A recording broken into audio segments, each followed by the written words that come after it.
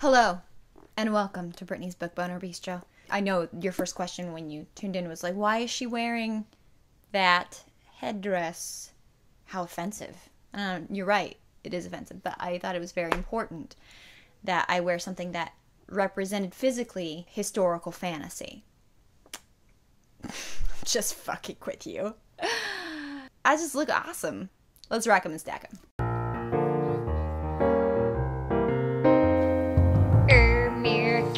It's time for books. Brittany's Book Boner Bistro Books. Books!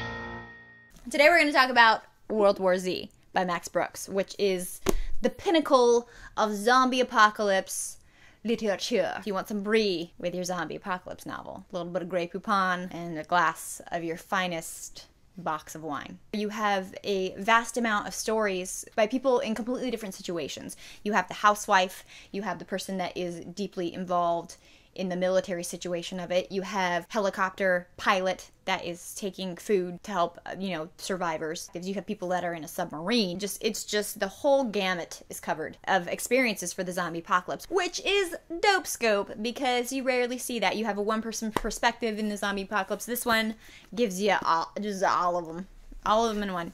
And you get it from a journalist perspective. It's post the war, so it's already happened. It's the World War Z. Humanity does survive. That's the beginning of the novel. It reads like a journalist's take on visiting the war, and you get to hear from the veterans. And it's a premise that I never had thought about before, which was why it was so prime to be made into a movie, because it was just outstanding. And then they made a movie. Boy, did they. Actually, it wasn't on its own as a movie. Not that bad. Not the worst zombie apocalypse film ever made. But if you were a huge fan of the book, you would be really disappointed. You would Hulk smash because the movie doesn't really have anything to do with the book besides the title. It's titular. No, wait. Max Brooks definitely made it apparent that he was aborting the underdeveloped fetus that was the Brad Pitt adaptation. This was not a John Green Fault in Our Stars situation where he was on board. He didn't naysay it. He didn't say, I would rather watch a asshole pooping than this movie. But he did not say that, so. Another really great, fantastic, can't recommend it enough book of historical fantasy. Up-and-coming author named Eric Zulager wrote something called Immortal LA, which is the story of Los Angeles and actual history of Los Angeles. It's the history of the aqueduct and how Mulholland created it and fathered it and pooped it out of his butt, and then it was the aqueduct. This is also a history class. You thought it was just dicks and books. Surprise! So it's broken up into different stories that surprisingly intermingle at certain points, but they're like Easter egg interminglings. Like, you don't even know that it's happening. It's like when you have sex with a ghost. You don't know it's happening, but you kind of know. And so you're like, did that just... And so you go back and you flip back to where it was, or you like flip the bed sheets over and you see somebody's secretions and they're not yours. So you can only assume this is ghost jizz. And you have to look for it, too, because it's not, like, up in your face. All up in your face. Surprise! Very subtle.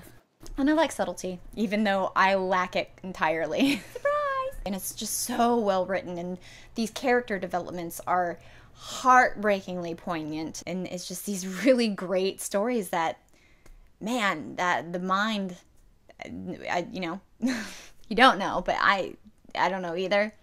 So we're on the same page. Book puns! Because it's broken up into 5 different stories, you get so many different perspectives. First-person perspective, a second-person perspective, a third-person perspective, and then a third-person omniscient perspective. Ghost sex. So a second-person narrative is never really seen in books. In this short story, Wolfskin, you get you do this, you do that, you follow this person to there, you get in this, and it's like it's a directorial kind of feel, but you are in that position. You're in the driver's seat. Literally, you're in a driver's seat when you start. It's just, motherfucker. wow, I wonder if he meant to do that.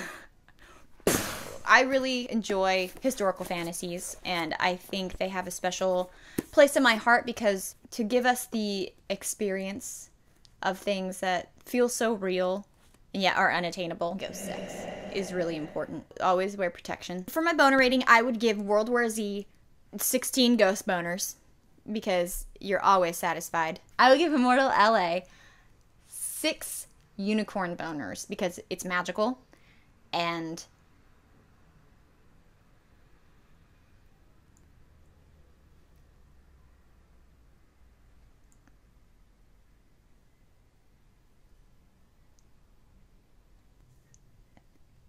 bye.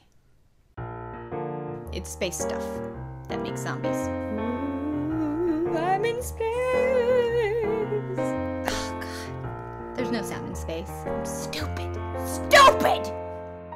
Subscribe. I'll kill your family. I'll kill them all.